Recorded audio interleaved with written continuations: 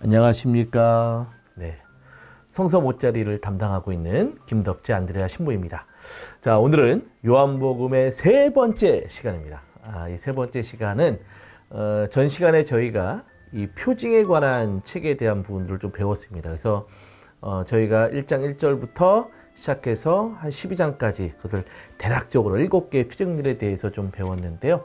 이번 시간에는 순환기 전, 그러니까 요한복음 13장부터 17장에 거쳐서 나타나 있는 영광의 책에 대해서 좀 배우는 시간을 갖도록 하겠습니다. 시작 기도를 하고요. 시작하도록 하겠습니다. 성부와 성자와 성령의 이름으로 아멘. 사랑하신 주님, 이 시간 당신께서 함께 해주시고 또 저희들이 당신의 말씀을 공부하는 가운데 저희들의 믿음이 한층 더 커나갈 수 있도록 이끌어 주소서. 하늘에 계신 우리 아버지, 아버지의 이름이 거룩히 빛나시며 아버지의 나라가 오시며 아버지의 뜻이 하늘에서와 같이 땅에서도 이루어지소서. 오늘 저희에게 일용할 양식을 주시고 저희에게 잘못한 일을 저희가 용서하오니 저희 죄를 용서하시고 저희를 유혹에 빠지지 않게 하시고 악에서 구하소서. 아멘. 성부와 성자와 성령의 이름으로 아멘. 네, 이번 시간에는 앞에서 제가 잠깐 말씀드렸던 것처럼 이 표징에 관한 책이 아니라 이번에는 영광에 관한 책에 대한 부분들, 그래서 요한복음 13장부터 17장에 관련된 이야기도 좀 배워보도록 하겠습니다. 총 3번에 걸쳐서 저희가 좀 세 주제를 걸쳐서 좀 배우겠는데요. 첫 번째는 제자들의 발을 씻기신 예수님에 대한 부분들이고, 두 번째는 성령에 대한 가르침, 또 세 번째는 대사제의 기도에 대한 부분들을 통해서 조금은 요한복음이 우리들에게 전달해주고자 하는 메시지들을 좀 대략적으로만 좀 보도록 하겠습니다. 제가 전 시간에 제가 첫 번째 시간이죠. 요한복음의 첫 번째 시간에 요한복음의 구조에 대해서 설명드리면서 요한복음은 크게 이 두 부분, 표징에 관한 책과 때에 관한 책, 영광에 관한 책이라고 하는 이 두 부분이 가장 큰 핵심이라고 말씀드렸고, 그 중에서 앞에 부분, 머릿말과 뒤에 부분, 프록, 그래서 또 다른 결론이 있다라고 제가 말씀을 드렸습니다. 이러한 거와 마찬가지로 이 요한복음은 그 두 구조가 있고, 그 중에서 저희가 전 시간에는 표징에 관한 책을 배웠고, 이번에는 때에 관한 책, 영광에 관한 책이라고도 하는 책을 배우도록 할 텐데요. 제가 영광에 관한 책이라고도 이야기를 하고, 자꾸 때에 관한 책이라도 이야기를 합니다. 그것은 학자들마다 어떤 여러 가지 어떤 논쟁들이 좀 있기 때문에 그런데, 특히 이 때에 관한 책이라고 학자들이 주장을 하는 부분들은 이 부분입니다. 요한복음 13장 1절에 보면 파스카 축제가 시작되기 전 예수님께서는 이 세상에서 아버지께로 건너가실 때가 온 것을 아셨다는 거예요. 그러니까 아버지께 건너가실 때라는 것이죠. 이것은 과연 무엇일까라고 이야기를 한다면 바로 십자가의 죽음입니다. 왜 그럴까? 자, 보시면 우리가 십자가 위에서 예수님께서 하셨던 말씀들이 있는 거 여러분들 아시죠? 루카복음 제가 순환기에서 한번 말씀드린 적이 있는데, 루카복음 순환기에서 예수님이 십자가 위에서 아버지 저들을 용서해 주십시오. 저들은 자기들이 무슨 일을 하는지 모릅니다. 라는 거와 또한 제 영을 받아주십시오. 라고 하는 이런 기도들이 있다고 한다면, 이 마테오하고 이 마르코는 엘로이 엘로이 레마 사박타니 저희 하나님 어찌하여 저를 버리시나이까? 라는 이야기가 들어가 있다고 말씀드렸습니다. 이것은 어떻게 보면 한편에 이야기하면 탄원에 관련된 이야기라고 제가 좀 말씀드렸죠. 또 한편은 또 신뢰의 또 기도이기도 하고. 그래서 제가 마테오, 마르코, 루카 이 순환기에서 항상 제가 시편과 또 지혜서의 어떤 말씀들을 통해서 이 탄원에 대한 이야기, 또 신뢰에 대한 이야기들을 좀 말씀을 드렸습니다. 이런 식에 대한 부분들이 공간복음에 담겨져 있다면 요한복음은 이런 탄원에 대한 이야기가 이루어지지 않습니다. 다 이루어졌다는 겁니다. 굉장히 다르죠? 예. 무엇을 다 이뤘냐는 거예요. 즉, 예수님께서는 하나님의 사명을 받았고, 이 지상에서 하나님의 사명을 다 보여주었고, 그것을 십자가의 죽음을 통해서 완성시킨 겁니다. 그래서 십자가 죽음이 예수님이 공간복음에서는 힘겹게 막 이렇게 십자가 지고 예수님이 괴로워하고 이런 부분이 요한복음에는 등장되어 있지 않습니다. 아주 당당하게 걸어가십니다. 그리고 그 안에서 십자가 죽음 위에서도 다 이루어졌다라고 하면서 모든 것을 완성시키는 것으로서 당신의 사명을 십자가 죽음을 통해서 완성시키는 것으로서 마무리 짓는 부분들이 바로 요한복음입니다. 그러다 보니까 이 때에 관한 책이라고도 이야기를 하고 예수님이 십자가의 죽음을 통해서 모든 걸 완성이죠. 그러니까 십자가가 하나님의 영광이 드러나는 순간인 것이죠. 그러니까 영광에 관한 책이라고도 이야기를 합니다. 그래서 이 두 부분을, 그러니까 이 두 가지로 얘기하지만 저는 오히려 더 때에 관한 책이라기보다는 영광에 관한 책이라고 하는 것이 더욱더 좀 맞다라고 생각이 들어서 영광에 관한 책으로 좀 설명을 드리겠습니다. 또 이 영광의 순간들, 그래서 13장부터 20장에서 받아라, 이는 내 몸이다라고 하는 이 성찬례 제정에 관한 말씀들이 좀 많이 있잖아요. 마테오, 마르코, 루카에서는 이는 많은 사람들을 위하여 흘리는 내 계약의 피다라고 하면서 이 성찬례 제정에 대한 이야기가 최후의 만찬 때에 공관복음에서는 드러난다고 하지만 요한복음은 이것을 담아놓지 않습니다. 오히려 유언의 말씀들을 담아놓습니다. 이 유언의 말씀들, 그래서 너희는 서로 발을 씻어줘야 한다라고 하면서 제자들의 발을 씻어주시면서 예수님께서 13장부터 16장까지 당신의 유언의 말씀들을 제자들에게 남겨주십니다. 근데 이런 유언의 형식들은 루카복음의 순환기에서도 좀 보았습니다. 어떻게 보았죠? 마테오에서는 분명히 제베도의 두 아들들이 길을 가다가 예수님께 스승님이 영광을 받으실 때 하나는 오른쪽에 하나는 왼쪽에 앉게 해주십시오 라고 하는 모습들을 이야기했고, 거기에 예수님은 너희 가운데 높은 사람이 되려는 이는 너희를 섬기는 사람이 되어야 한다라고 하면서 이 섬김에 대한 이야기를 제자들과 예수님이 함께 길을 가는 와중에 벌어진 것이거든요. 그것을 루카복음은 오히려 어떤 부분으로, 즉 예수님의 최후의 만찬 때 있었던 이 유언의 말씀으로 넘겨지게 만드는 것이었죠. 그것에 대한 부분들이 고스란히 요한복음에도 아마 비슷하게 들어오면서 요한복음은 좀 더 이 유언의 말씀들을 좀 더 길게 만들어내기 시작합니다. 단순히 섬김에 대한 이야기에 대한 부분보다는 이 섬김이 담고 있는 의미가 무엇인지에 대한 것들을 요한복음은 아주 자세하게 잘 풀어놨습니다. 자, 그 와중에 유언의 말씀들을 우리가 보기 시작할 텐데요. 유언의 말씀들은 요 세 부분으로 조금 나누어 볼 수 있지 않을까라고 생각이 됩니다. 첫 번째는 유언의 말씀. 첫 번째는 아마 고별일 겁니다. 떠나심이에요. 이제 내가 아버지께 돌아가실 때가 온다는 거죠. 그래서 제자들을 떠나신다는 겁니다. 그리고 그 떠나심에 대한 부분들 안에서 떠나시니까 예수님의 뭐가 부재가 드러날 수밖에 없지 않겠습니까? 그러나 그 부재는 새로운 어떤 만남에 대한 것이라는 것으로서 얘기가 될 텐데 이것들 차근차근히 좀 보도록 하겠습니다. 첫 번째 떠나심입니다. 예수님이 떠나신다고 이야기하면서 예수님은 제자들에게 내가 가는 곳에 너희는 올 수 없다라고 이야기를 합니다. 근데 그 당신이 가는 곳, 그곳이 어디일까요? 그것은 바로 다음에 이야기하는 14장에서 이야기하고 있는 내 아버지의 집입니다. 그래서 내 아버지 집에는 거처할 곳이 많다. 그렇지 않으면 내가 너희를 위하여 자리를 마련하러 간다고 말하였겠느냐는 거예요. 그리고 예수님은 분명히 다시 와서 너희를 데려다가 내가 있는 곳에 너희도 있게 하겠다는 겁니다. 어떻게 보면 당신이 있는 곳으로 우리들을 데리고 가겠다, 제자들을 데리고 가겠다는 것이죠. 이것은 다른 말로 이야기하면 뭐라고 불릴 수 있을까요? 천국이라는 걸로 불릴 수 있지 않겠습니까? 근데 이 천국이라고 하는 것은 이 장소적 개념이라고 생각해서는 안 됩니다. 오히려 예수님이 우리를 데리고 오는 것처럼 예수님과 우리가 함께 있는 것, 사랑의 일치가 바로 천국인 것이죠. 어떤 장소적 개념으로 생각하기에는 이 천국에 갖고 있는 개념들이 조금은 아주 뭐랄까요, 다 설명되지 않는 겁니다. 장소적 개념으로는. 그렇기 때문에 우리가 천국을 단순히 장소적 개념이라고 하기보다는 예수님이 우리와 함께 있는 그 순간, 그래서 예수님 때문에 기쁘고 예수님 때문에 내가 좀 더 희망을 갖게 되는 그 순간이 바로 천국의 시간을 살고 있는 것이라는 것을 우리가 생각해 볼 수 있었으면 좋겠고요. 또한 그러다 보니까 자꾸 어떻게 하냐면 예수님께서는 당신이 이제 떠나시잖아요.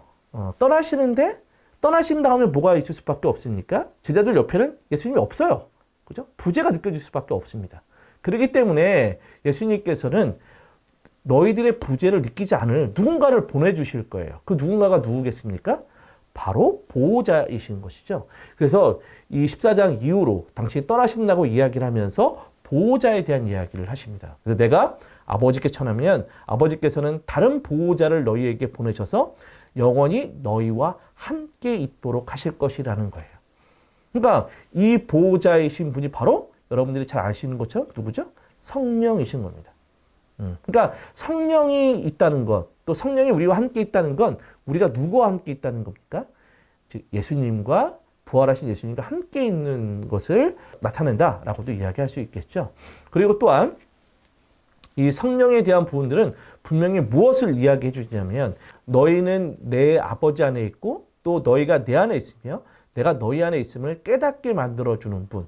이것이 곧 성령이신 겁니다. 근데 이게 깨닫게 된다라고 이야기하니까 어떤 뭐라 할까요? 이거를 진리라고도 이야기하는데 이 깨닫게 되니까 뭐 세상의 이치를 깨닫고 뭐 세상의 어떤 논리들을 깨달아서 뭐 설명할 수 있는 거 이런 거라고 생각하시지만 그게 아닙니다. 오히려 즉 너희가 내 안에 있고 내가 너희 안에 있는 걸 깨닫는 거죠. 그러니까 즉 그분과 사랑으로 하나 되고 일치를 깨닫게 되는 것. 그러니까 세상의 이치를 깨닫는 게 아니라 일치를 깨닫는 겁니다. 이런 것을 깨닫게 만들어주는 게 바로 성령이신 거죠. 결국 예수님의 떠나심은 완전히 떠나서 예수님이 없는 것이 아닌 것이죠. 오히려 새로운 만남과 일치에 대한 부분들을 분명히 전달해주고 있다라고도 이야기할 수 있겠습니다. 그 중심에 누가 있죠? 성령이 있는 것이고 또한 이러한 새로운 만남과 일치는 무엇을? 그리스도를 향한 믿음이 있어야지만 이 새로운 만남과 일치가 이루어질 수 있는 것이죠. 그러다 보니까 요한복음에서는 이 믿음을 강조할 수밖에 없습니다.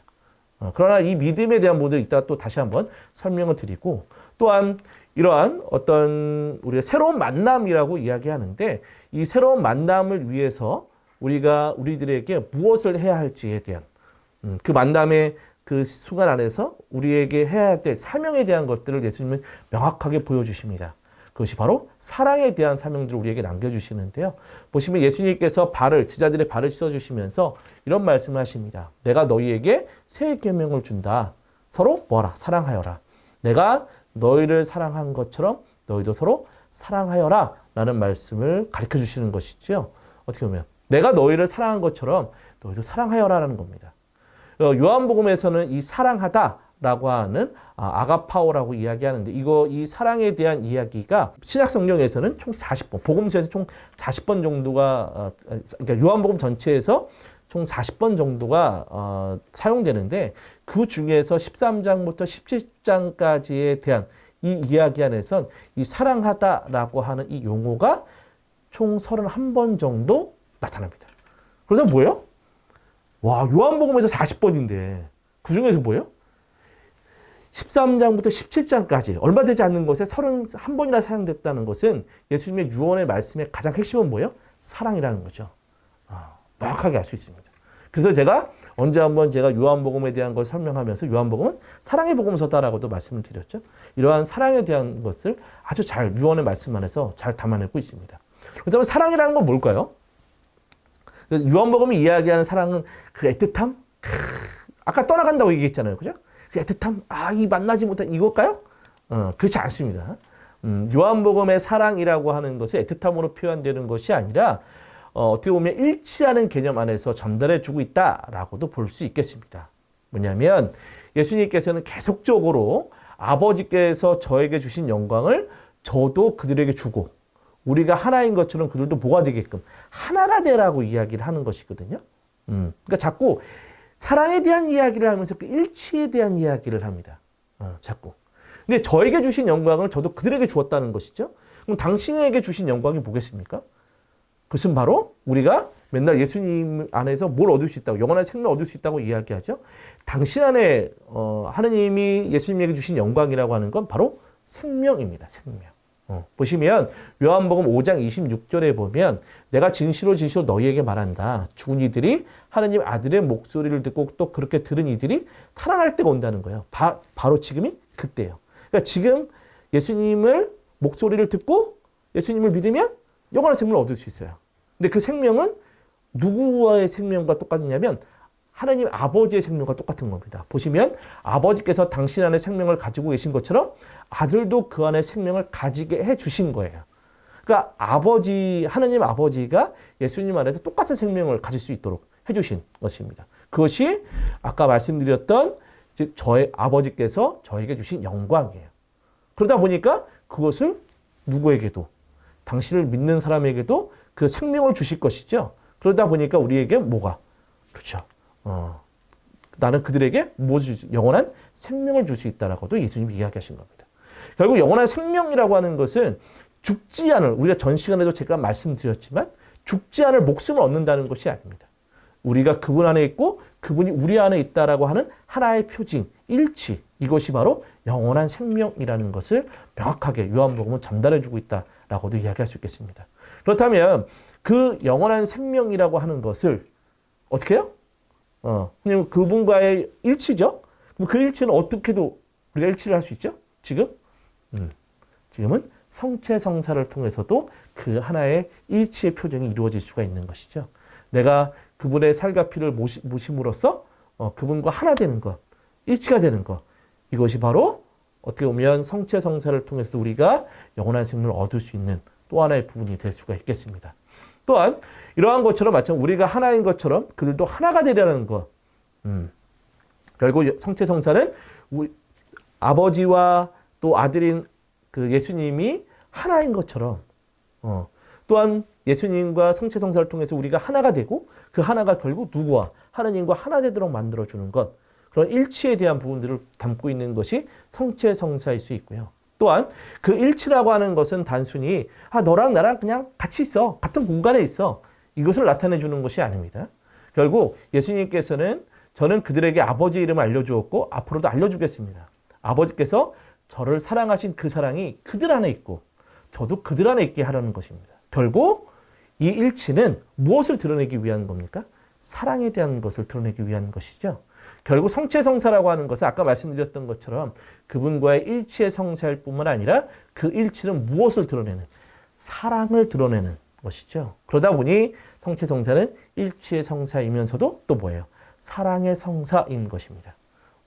그런데 마음 안에 어떻게 보면 우리가 믿지 않는다면 이런 성체성사에 대한 믿음이 없다면 그 성체는 뭐가 됐죠? 단순히 믿지 않는 이들에겐 단순한 빵일 수도 있습니다. 또 어떻게 보면 또 우리가 세속적인 어떤 욕망과 세속적인 어떤 그 욕심을 부리는 것으로 생각한다면 그 빵은 단순히 자칫 잘못하면 부족도 될 수가 있겠죠. 그러니까 결국 성체성사가 일치의 성사가 되고 사랑의 성사가 될 수 있으려면 뭐가 있어야 되겠습니까? 믿음이 필요합니다. 누구에 대한 믿음? 예수님에 대한 믿음입니다. 그리고 그 믿음이라고 하는 것은 우리가 요한복음에서 믿음에 대한 용어들을 좀 찾는다면 믿음을 피스티스라고도 이야기하는 이건 명사형입니다. 근데 이 명사형은 요한복음에 잘 등장되지 않아요. 잘 나타나 있지 않습니다. 오히려 부정사 피스테빙이라고도 이야기하는데 이 부정사형으로 이 믿음에 대한 걸 표현해냅니다. 그래서 이 부정사는 어떤 뜻을 갖고 있냐면 믿음을 가지는 것. 그래서 이거는 믿음의 능동성을 뜻하는 것입니다. 그러니까 단순히 그냥 믿음 이게 아니라 내가 적극적으로 믿는 그 능동성을 나타내주는 용어들인 것이죠. 그러다 보니까 요한복음은 단순히 믿음이 아는 게 아니라 내가 적극적으로 예수 그리스도를 드러내는 것도 믿음인 것이고 믿음을 가지려고 하는 것도 마찬가지로 이 부정사형을 통해서 명확하게 믿음을 가져야 된다는 것. 내 안에서 결단을 내려야 한다라고 하는 그 능동성을 명확하게 전달해주고 있다고 할 수 있겠습니다. 또한 내가 믿는다는 것 적극적으로 믿는 거죠. 무엇을 믿느냐는 거예요. 어떤 방향성을 통해서 방향성을 좀 사실은 좀 갖고 있어야 올바른 믿음이 될 수 있겠죠. 단순히 돈에 대한 힘을 믿을 수도 있는 것이고 권력에 대한 힘을 믿을 수도 있는 거지 아니겠습니까? 그죠? 그러니까 이 믿음은 약간 방향성이 있어야 하는데 그 방향성을 나타내 주는 것. 그래서 기본적으로 요한복음에서는 피스테빙이라고 하는 이 부정사형을 쓰면서 항상 전치사, 이스라고 하는 전치사, 에이스라고 하는 이 전치사를 함께 씁니다. 방향성을 나타내 주는 거죠.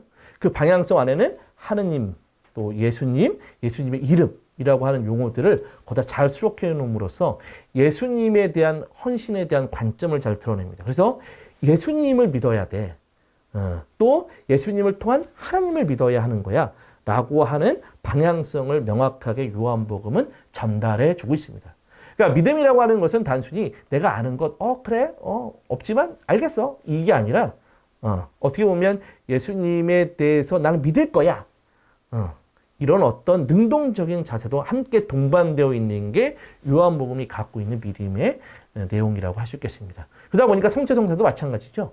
내가 그 성체성사가 단순히 빵이지만 그 빵이 아니라 무엇이라고 하는 예수님의 어떤 몸이라고 하는 강력한 믿음의 능동성이 우리를 그분과의 일치, 그분과 내가 이걸 통해서 일치하고 있구나 라는 것으로서 나아가도록 만들어줄 수가 있는 것이죠. 그러니까 여러분들이 무엇을 믿어야 하는지 요한복음에 대한 믿음에 대해서 한번 잘 생각해 볼 수 있으셨으면 좋겠습니다. 자, 그런데 제가 영광의 순간이라고 이야기할 때 예수님이 최후의 만찬에 대한 이야기가 분명히 요한복음에도 드러나 있지만 이 성찬의 대접, 이는 많은 사람들을 위하여 흘리는 내 계약의 피다.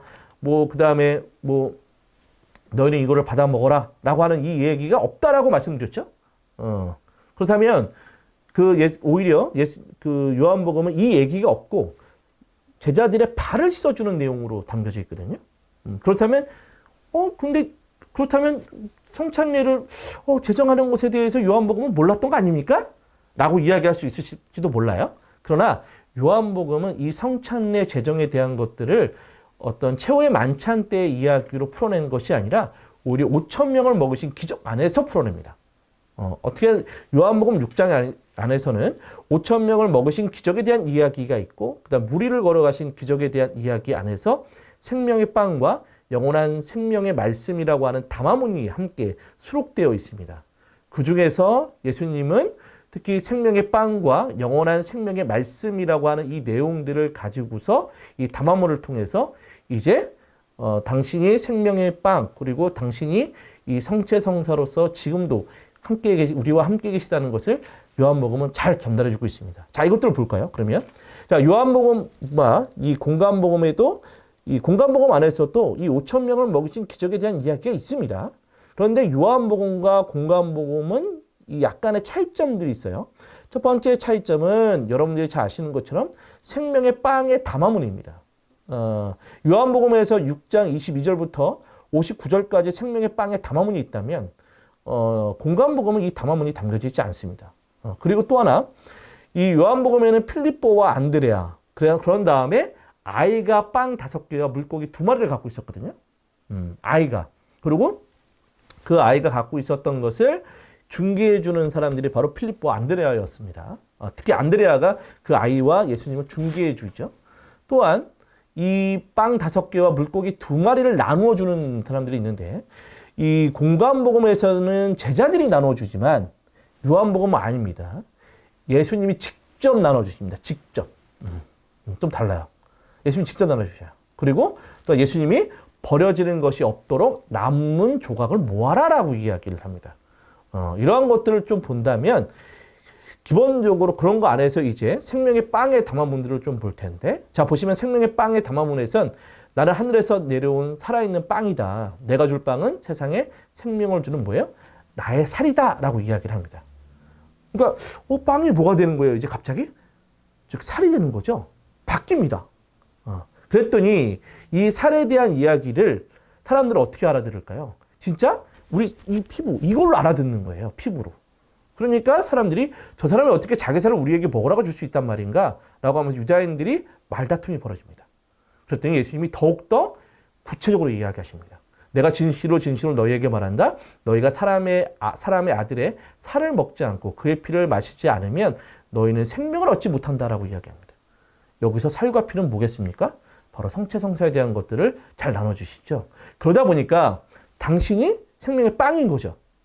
그러니까 요한복음에서 누가 나눠준다고요? 예수님이 직접 나눠주는 겁니다. 어떻겠습니까? 달라요. 제자들이 아니에요. 자, 또 하나. 예수님께서 분명히 이 사람의 아들의 살을 먹지 않고 그의 피를 마시지 않으면 너는 생명을 얻지 못한다고 얘기했죠. 이건 무슨 표현과 비슷합니까? 성찬례적 표현과 아주 비슷한 것이죠. 그러니까 어떻게 보면 요한복음은 이러한 생명의 빵의 담화문들을 통해서 이 성찬례적 제정에 대한 이야기를 풀어내고 있는 것이고 또 여기 안에서 이제 이 성찬례에 관련된 이야기를 받아들이는 사람과 받아들이지 않는 사람들이 명확하게 요한복음 6장에서 갈립니다. 자 보시면 이 말을 아까 살과 피를 마셔야 된다라고 이야기를 하고 있죠. 그랬더니 일부의 사람들은 이 말씀은 듣기가 너무 거북하다. 누가 듣고 있을 수 있겠는가? 라고 이야기하였고, 이 얘기에 예수님은 이 말이 너희 귀에 거슬리느냐. 영은 생명을 준다. 그러나 육은 아무 쓸모가 없다. 내가 너희에게 한 말은 영이며 생명이다. 라고 이야기를 하시면서 이 성찬회적 이야기를 계속적으로 하시는데도 불구하고 이 제자들의 일부는 더 이상 예수님과 함께 다니지 않았다라고 이야기하면서 이 성찬회적 재정에 대한 이야기를 통해서 일부의 사람들은 예수님과 더 이상 함께 다니지 않습니다. 그런 가운데 예수님은 12 제자들에게 물어봅니다. 너희도 떠나고 싶으냐고. 그 얘기에 베드로는 명확하게 고백을 하죠. 주님, 저희가 누구에게 가겠습니까? 주님께는 영원한 생명의 말씀이 있습니다. 스승님께서 하나님의 거룩하신 분이라고 저희는 믿어왔고 또 그렇게 알고 있습니다. 라는 거죠.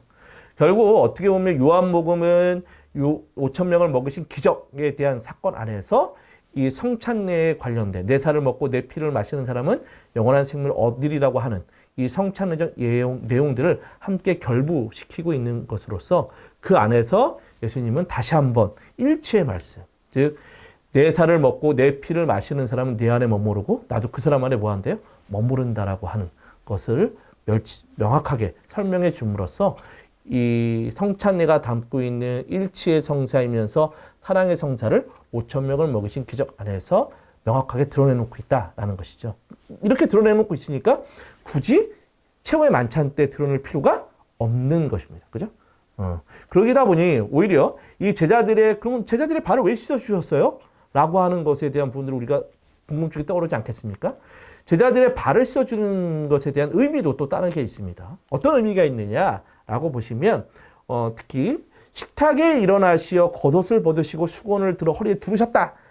그리고 대야에 물을 부어 제자들 발을 씻어주셨다라고 하죠. 그런데 이것이 마치 겸손에 대한 표현이기도 합니다. 그런데 여기에 좀 더 깊은 의미가 있습니다. 특히 겉옷을 벗으시고 라고 하는 용어가 굉장히 중요한 내용인데요. 이 히라버 단어들이 좀 있는데 이 히라버 단어는 어디와 아주 잘 맞아떨어지냐면 바로 요한복음 10장 11절의 내용과 동일한 동사를 쓰고 있습니다. 이 두 개의 지를 잘 비교를 해보면 어떻게 보면 이 벗으시고라고 하는 단어가 이 티티싱이라는 이야기를 쓰고 있고 이 겉옷이라는 용어를 타이마티아라고 이것은 겉옷을 이야기합니다. 그러니까 벗으셨다라고 하는 용어를 티티싱이라고 쓰고 있는데 아까 제가 요한복음 10장 11절과 아주 잘 맞아떨어진다고 동일한 동사라고 말씀드렸죠. 잘 보시면 자 착한 목자는 양들을 위하여 목숨을 내놓는다라고 이야기를 했어요. 마찬가지로 거기에 목숨을 그러니까 내놓는다라는 것이 티티싱이라는 용어입니다. 그 다음에 휘페르톤, 프로바톤이라고 이야기하는데 이 휘페르라고 하는 것은 무엇을 위해서 그러니까 톤, 프로파톤은 바로 양들이거든요. 그러니까 양들을 위해서 내놓는다는 거예요.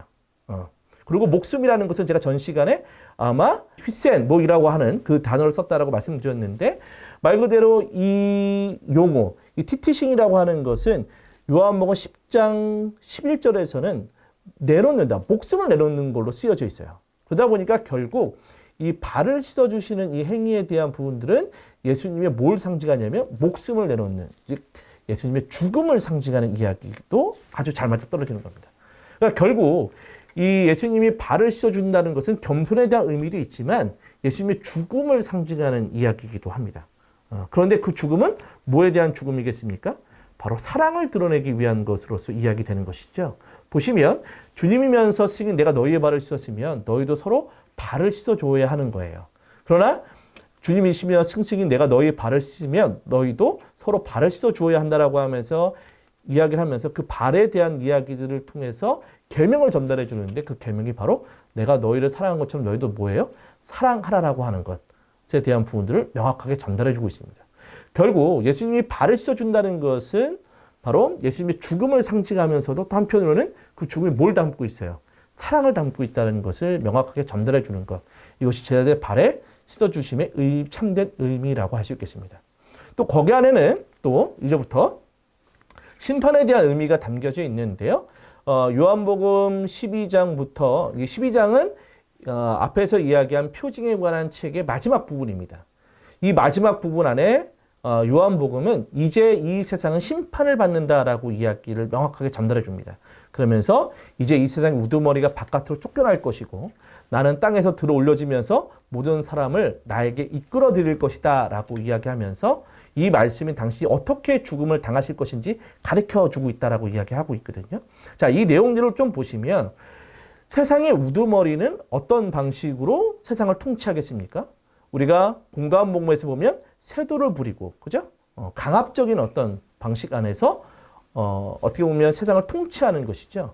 그렇다면 생명의 통치자는 어떤 방식으로 통치를 하겠습니까? 바로 제자들의 발을 씻어주시면서 그 제자들의 발은 뭘 담고 있다고요? 십자가의 순환과 죽음을 담고 있다라고 말씀드렸죠. 결국 이 통치의 덕목이 강압과 굴림이라는 것 안에서 이제는 예수님의 발 씻는 행위와 예수님의 순환과 죽음을 통해서 뒤바뀝니다. 강압과 굴림의 방식이 아니라 사랑과 봉사의 방식으로 통치의 덕목이 바뀌게 되는 겁니다. 그러면서 이제 그리스도가 세계를 심판하는 기준이 바로 이 사랑과 봉사라는 것이죠. 완전히 뒤바뀌는 겁니다. 이제 요한복음 이걸 설명해 주고자 했던 것이죠.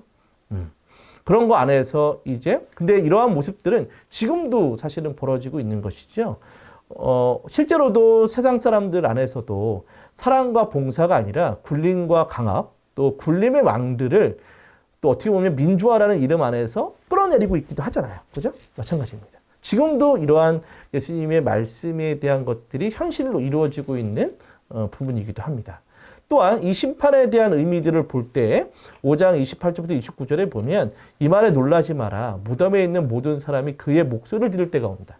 그들이 무덤에 나와 선을 행하는 이들은 부활하여 생명을 얻고 악을 저지른 자들은 부활하여 뭘 받는 거예요? 심판을 받을 것이에요. 그러니까 선을 행한 사람은 생명을 얻고 악을 저지른 사람은 부활해서 심판을 얻을 것이라는 것이죠. 이것은 다니엘서에 대한 부분 12장 2절에 대한 이야기를 담고 있는데요. 보시면 이 다니엘서에서 나타나는 것은 땅속 먼지 속에 잠든 사람들 가운데 많은 이가 깨어나요. 그 중에서 깨어난 다음에 이 깨어나는 것을 요한복음 부활이라는 걸로 표현한 것이고요. 깨어난 다음에 어떤 이는 영원한 생명을 받고 어떤 이는 영원한 수치와 치욕을 얻는 것이죠.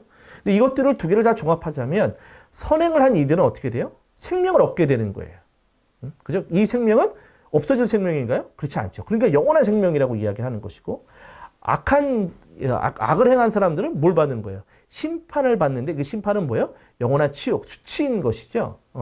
결국 이 심판이라고 하는 것과 생명은 뭔가 좀 서로 반대적인 개념인 겁니다. 내가 생명 안에 있다면 심판을 받나요? 받지 않나요? 받지 않아요. 심판을 받는 사람은 어떻게 해요? 생명이 없는 사람이 심판을 받는 겁니다. 이런 식으로 서로 대조적인 관계 안에서 이 악을 행한 이들이 바로 나중에는 뭘로 바뀌어요? 즉 믿지 않는 이로 바뀝니다. 그래서 내 말을 듣고 나를 보내신 분을 믿는 이는 영생을 얻고 뭘 받지 않아요? 심판을 받지 않아요. 왜? 뭘 받았기 때문에? 생명을 받았기 때문에 심판을 받지 않는 거고. 그러면 이 생명은 어떤 생명이겠어요? 영원한 생명이겠죠. 또한 예수님께서는 또 니꼬데모와의 대화를 통해서 하나님께서 아들을 세상에 보내신 것은 세상을 심판하시는 것이 아니라 세상의 아들을 통해 뭘 받게 하려는 것이죠? 구원을 받게 하려는 거예요.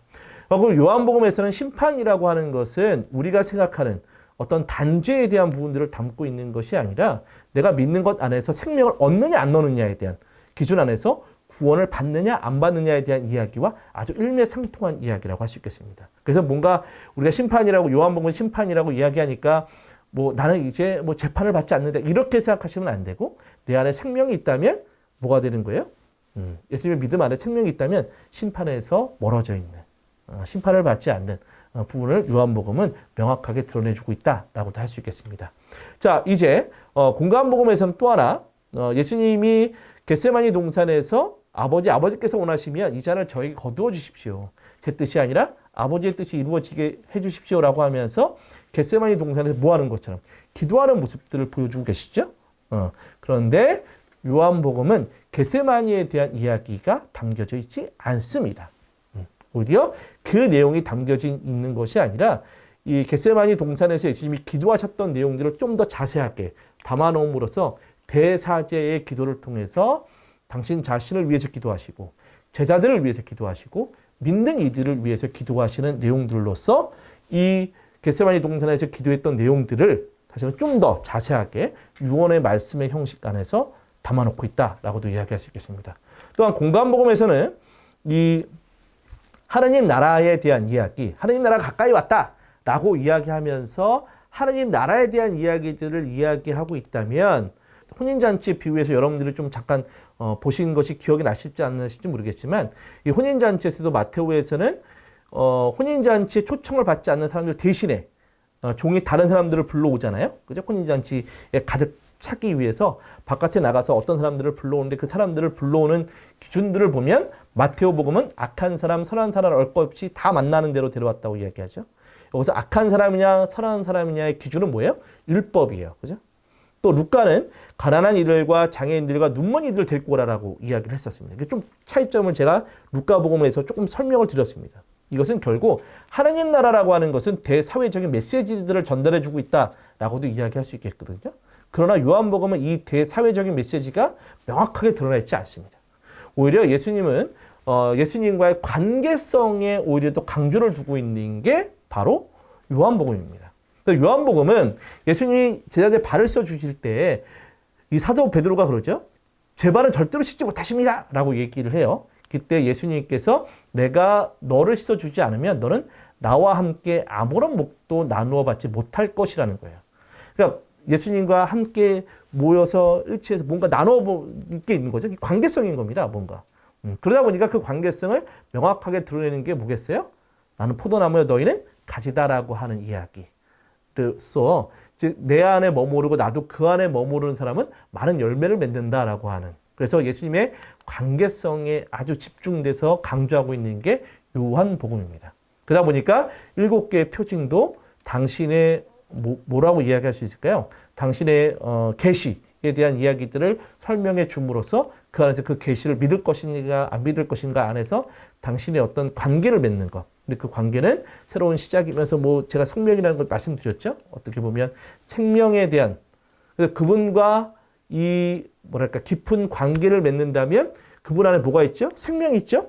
그러니까 그 예수님과의 관계 일치를 통해서 우리가 얻을 수 있는 건 뭘 얻을 수 있겠습니까? 생명을 얻을 수 있는 것이겠죠. 그러면서 아까 말씀드렸던 죽은 라자로를 살리는 이야기를 통해서 7개 표징의 가장 핵심 죽은 라자로를 살리는 이야기를 통해서 생명의 원천이면서 생명의 승리자가 누구라고? 예수님이라는 것을 명확하게 전달해 줍니다. 그러면서 이런 관계에 대한 일치를 이야기하죠. 그러다 보니까 요한복음에서는 하나님 나라 대사회적인 메시지가 잘 드러나 있지 않고 뭐가 자꾸 생명에 대한 이야기. 그 생명은 단 목숨이 아니라 관계라는 것. 그러면서 그걸 끊임없이 이야기하죠. 그래서 배짜다 목가의 병자를 치유해 주시는 것도 마찬가지로 그 얘기를 해 주십니다. 즉 아버지께서 당신 안에 생명을 가지고 계시는 것처럼 아들도 그 안에 생명을 가지게 해주셔서 그 생명을 나누어 주는 것. 이것들을 이야기하고 또 예수님과의 일치는 또 이런 방식으로 또 설명이 되어집니다. 최후의 만찬 때 필립보가 예수님께 주님 저희가 아버지를 뵙게 해 주십시오. 저희에게 그것으로 충분하겠습니다라고 이야기합니다. 그렇다면 예수님은 누구와 일치한 것이죠? 아버지와 일치한 분이십니다. 그러다 보니까 예수님께서는 필립보야 내가 이토록 오랫동안 너와 함께 지냈는데도 너는 나를 모른다는 말이냐라고 이야기하면서 필립보에 대한 믿음에 대한 부분들을 조금 이야기하십니다. 근데 필립보는 믿음이 없는 사람일까요? 믿음이 있는 사람일까요? 필립보는 당연히 예수님을 끝까지 쫓아다녔기 때문에 믿음이 있는 사람입니다. 근데 그 믿음의 방향성이 문제인 것이죠. 그 믿음의 방향성은 예수님이 누구와 일치하고 있다는 것, 하느님하고 일치하고 또 예수님이 곧 누구라는 것, 하느님이라는 것에 대한 믿음인 것이죠. 그러니까 예수님이 자꾸 나를 본 사람은 곧 아버지를 뵌 것이고 그런데 너는 어찌하여 저희가 아버지를 뵙게 해주십시오 하느냐라고 이야기하시고 계시고 그런 거 안에서 나를 본 사람은 내가 아버지 안에 있고 아버지께서 내 안에 계신다는 것을 너희는 믿지 않느냐. 그것을 믿으라는 것이죠. 그래서 맨 마지막에 예수님께서는 내가 아버지 안에 있고 아버지께서 내 안에 계시다고 한 말을 믿어라. 믿지 못하겠거든 이 일들을 보아서라도 믿으라는 것이죠. 그 일들이 뭐겠어요? 바로 생명을 전해줬던 것. 그래서 아까 제가 요한복음에서도 아버지가 가지고 있었던 생명을 누가 갖고 있다고요? 예수님이 갖고 있다라고 이야기 말씀드렸죠. 그러니까 이 일들의 7가지 표징들을 통해서 예수님이 누구라는 것을 하느님이라는 것을 명확하게 드러내주는 것이라고 할 수 있겠습니다. 그런 거 안에서 요한복음은 뭐예요? 진정한 계시자가 누구인가를 명확하게 전달해주고 있는 것이죠. 진정한 계시자는 누구겠습니까? 바로 예수 그리스도이신 것이죠. 근데 예수님이 아까 말씀드렸던 이제 완전한 계시자긴 한데 그분이 십자가의 죽음을 통해서 모든 계시를 완성했습니다. 그런 다음에 하늘로 올라가셨어요? 그렇다면 그 계시는 어떻게 해요? 끝난 건가요, 이제? 그 계시는 지속적으로 아직도 그 계시는 지속적으로 이루어질 겁니다. 누굴 통해서? 성령을 통해서. 그래서 모든 것을 가르치시고 내가 너희에게 말한 모든 것을 기억하게 해주실 것이라는 거예요. 그래서 계시의 지속성입니다. 근데 첫 번째 계시는 예수님이 말씀이 사람을 이시 우리 가운데 사셨다라고 하면서 인격적인 관계 안에서 첫 번째 계시가 이루어졌다면 두 번째는 영과 진리 안에서 아버지께서 예배를 드릴 때가 온다는 것처럼 진리의 영의 현존과 활동을 통해서 그 계시는 계속적으로 이어지고 있을 수 있다라고 하는 것들을 요한복음은 설명해 줍니다. 그렇다면 성령이 현존하는 방식은 어떤 방식일까라는 것이죠. 어떻게 보면 잘 보시면 그분은 진리의 영이셔요. 성령께서는. 그러니까 세상은 그분을 보지 못하고 알지도 못한다고 이야기하죠. 결국 이 진리의 영이신 성령은 눈에 보이는 방식일까요? 눈에 보이지 않는 방식입니다. 그렇지만 너희는 그분을 알고 그분께서 너희와 함께 머무르시는 걸 너희는 알고 안에 계시기 때문이다 라고 이야기하면서 이 진리의 영의 방식은 바로 예수님의 말씀을 기억하고 또한 그분의 말씀을 깨닫게 되는 것. 이것이 성령의 현존 방식이다라고도 이야기할 수 있겠습니다. 그리고 예수님 그 성령께서는 우리들에게 성령 은총으로 평화를 남겨주시고 가는데 내가 너희에게 평화를 남기고 간다. 내 평화를 너희에게 준다. 내가 주는 평화는 세상에 주는 평화와는 같지 않다라고 이야기합니다. 성령의 은총으로 주어진 이 평화라고 하는 것은 세상적 안락과 안정이 아닌 것이죠. 결국 성령께서 주고자 하는 것, 그리고 예수님께서 요한복음이 끊임없이 외쳤던 것은 사랑의 일치라고도 말씀드렸죠. 결국 성령께서 우리들에게 주시고자 하는 평화는 바로 주님의 현존이 느껴지는 평화가 바로 진정한 평화라는 것을 알려주는 것. 이것이 성령께서 이야기하시는 계시에 대한 부분이라고 할 수 있겠습니다. 그래서 로마서에서 사도 바울은 성령에 대한 부분들을 이야기하면서 어떻게 하느냐. 사실 우리는 희망으로 구원을 받습니다. 보이는 것을 희망하는 것은 희망이 아닙니다. 보이는 것을 누가 희망합니까예요. 우리는 보이지 않는 것을 희망하기에 인내심을 가지고 기다립니다. 그런데 그것을 인내심을 가지고 기다리다 보니까 힘들잖아요. 누군가의 도움이 필요하겠죠. 그 누군가의 도움이 누구겠습니까? 바로 성령이신 거죠. 이와 같이 성령께서도 나약한 우리를 뭐예요? 도와주신다는 것이죠. 그래서 우리가 올바른 방식으로 기도할 줄 모르지만 성령께서 올바른 방식으로 기도할 수 있도록 도와주신다는 것을 명확하게 이야기하면서 성령의 어떤 도움, 성령의 은총 안에서 우리가 살고 있다는 것을 명확하게 사도 바울은 전달해주고 있습니다. 그런 가운데 이제 예수님께서는 대사제의 기도를 통해서 관계의 일치의 핵심은 바로 뭐다? 기도라는 것을 명확하게 잘 설명해 주십니다. 저는 그 중에서 좀 제 마음에 좀 많이 와닿았던 것 중에 하나는 믿는 이들을 위해서 기도하신다는 내용이 참 마음에 와닿긴 했었습니다. 믿는 이들을 위해서 기도한다는 거. 그럼 믿는 이들이 누구겠습니까? 보시면 저는 이들만이 아니라 이들의 말을 듣고 저를 믿는 이들을 위해서 빕니다. 그러니까 사도들의 말을 듣고 제자들의 말을 듣고 믿는 우리들을 위해서 기도하시는 겁니다. 어떤 기도를 했느냐 보시면 그들이 완전한 하나가 되려는 것이에요. 그리고 아버지께서 저를 보내시고 또 저를 사랑하셨듯이 그들도 사랑하셨다는 것을 누가 알게끔 세상이 알게 하려는 것이죠. 그 얘기는 다른 말로 이야기하면 우리가 사랑 안에서 사랑을 깨닫게 만들어주는 것. 그죠? 사랑의 깨닫기를 예수님께서는 끊임없이 우리를 위해서 기도해 주시고 있다는 겁니다. 그래서 그 사랑이 세상에 드러나도록. 하나님의 사랑이. 그죠?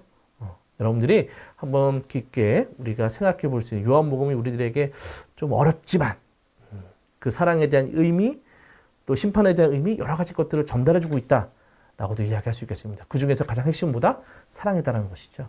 자, 이제 종합하도록 하겠습니다. 좀 어려운 내용들이었죠. 좀 내용이 좀 깊다 보니까 여러 가지로 좀 어렵게 다가올 수도 있었을 겁니다. 자, 정리를 해보자면 발 씻김 예식, 예수님께서 발을 씻는다라고 하는 것은 단순한 행위가 아니었다는 것이죠. 어떤 행위입니까? 요한복음 10장 11절처럼 목숨을 내놓는 행위였다는 것이죠. 결국 이것은 친구를 위해 목숨을 내놓는 것보다 더 큰 사랑은 없다. 사랑을 드러낸 것이에요. 그러다 보니까 이 사랑은 당연히 당신의 말씀, 당신의 계명으로 우리들에게 전달해 주면서 우리도 그 사랑을 해야 한다는 사명으로 우리들에게 남겨져 있게 되는 것이죠. 또한 성령에 대한 어떤 가르침 안에서 하느님의 계시의 지속성, 하느님께서 계속적으로 성령을 통해서 우리들과 끊임없이 관계를 맺고 계신다는 것을 잘 설명하면서 예수님의 말씀을 기억하고 예수님 그분의 말씀을 깨닫는 것이 성령께서 우리들에게 해주시고 있는 작업들이고 또한 주님의 현존을 느끼도록 만들어주는 평화를 가져다 주시는 분이 바로 누구이시다? 성령이시다는 것을 잘 알아볼 수가 있겠습니다.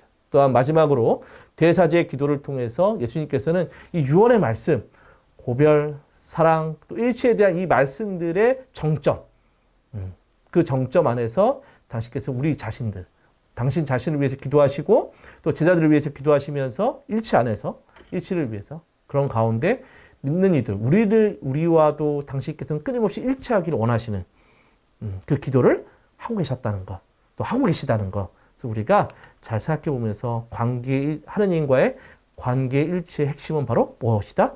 기도라는 것을 잘 생각해 볼 수 있었으면 좋겠습니다. 어떻게 보면 요한복음에서 예수님은 우리들에게 마지막 유언의 말씀을 전해줍니다. 그러면서 우리가 홀로 있지 않음을 알려주시는 것이죠.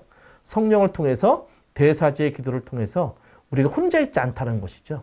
당신과 일치하고 있고 당신이 우리와 함께 있고 또 성령을 통해서도 우리와 함께 계속적으로 일치하고 있을 것이라는 것을 명확하게 전달해 줍니다. 그리고 예수님은 당신의 십자가의 죽음이 우리들에게 주어진 사랑을 완성시키기 위한 것임을 명확하게 알려주시고 계십니다. 그리고 그 사랑의 계명이 우리들에게 남겨져 있는 것이죠. 그렇다면 우리는 어떤 신앙의 삶을 살아야 할까 고민할 필요가 있습니다. 우리는 아마도 그분이 우리를 얼마나 사랑했는지 간직하고 그분의 사랑을 드러내고자 살아가는 것, 이것이 바로 요한이 바란 신앙의 삶이 아닐까라고 생각해 볼 수 있겠습니다. 다시 한번 요한복음 15장부터 17장에 예수님의 유언의 말씀을 읽으시면서 그분의 사랑을 잘 간직할 수 있으셨으면 좋겠습니다. 그러면 마친 기도로 영광서 바치면서 이 시간 마치도록 하겠습니다. 성부와 성자와 성령의 이름으로 아멘. 하나님 감사합니다. 영광이 성부와 성자와 성령께 처음과 같이 이제와 항상 영원히 아멘. 성부와 성자와 성령의 이름으로 아멘. 네, 여러분들 구독과 좋아요, 알림 설정 부탁해요. 다음 시간에 만나요. 짠! 여러분들, 추첨을 또 하지 않겠습니까? 또 추첨해야 되니까 이 시간 또 루카복음에서 드러난 그 문제들을 너무나 잘 맞춰주셨습니다.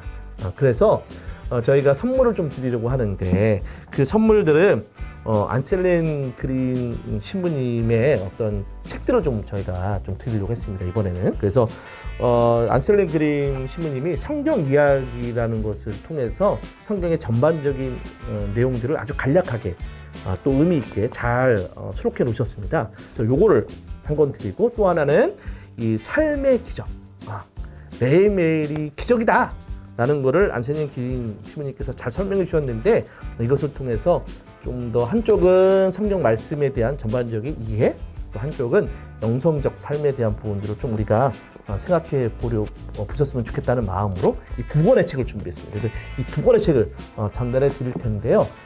이거를 많은 분들이 주소를 저희들에게 알려주셔야 그렇게 보내지 않겠습니까? 그러니까 저희가 밑에 문자로 줄 전화번호를 남겨놓겠습니다. 그 당첨되시는 분은 그 전화번호로 문자를 통해서 주소를 좀 알려주신다면 이 소정의 선물들을 보내드리도록 하겠습니다. 아시겠죠? 그러면 추첨의 시간을 갖도록 하겠습니다. 추첨. 네, 추첨을 할 텐데요. 네, 그러면 첫 번째 분은 토토체. 이분이 추첨. 축하드립니다. 네, 전화번호로 꼭 문자 주세요. 네, 자, 두 번째 분은 김명은 분, 형님께서, 형제님이 자매님이 잘 모르시겠지만, 김명은 분께서 당첨되셨습니다. 네, 축하드립니다. 네. 자, 이제 세 번째 분. 자, 두 번째 분은 조광남, 형제님이신 것 같은데, 조광란 형제님께서 당첨되셨습니다. 축하드립니다. 네. 네, 그러면 네 번째 분. 자, 섞어서요, 또. 자, 네 번째 분은, 김태. 자매님이 형님 잘 모르겠지만, 김태. 예, 분께서 당첨되셨다는 거 축하드립니다. 네. 마지막입니다. 마지막 더 섞어서. 자, 마지막은. 자, 이제 마지막. 자, 마지막은. 네. 오은진. 자매님이신 것 같은데, 오은진 자매님께서 당첨되셨습니다. 네, 축하드립니다. 이 5분 정말 축하드리고요. 이 5분은 저희가 밑에다가 전화번호 남겨놓을 테니까 이쪽으로 문자로 주소를 알려주시면 이 소정의 상품들을 보내드리도록 하겠습니다. 자, 여러분 아시죠? 구독과 좋아요, 알림 설정 부탁드려요. 네, 축하드립니다.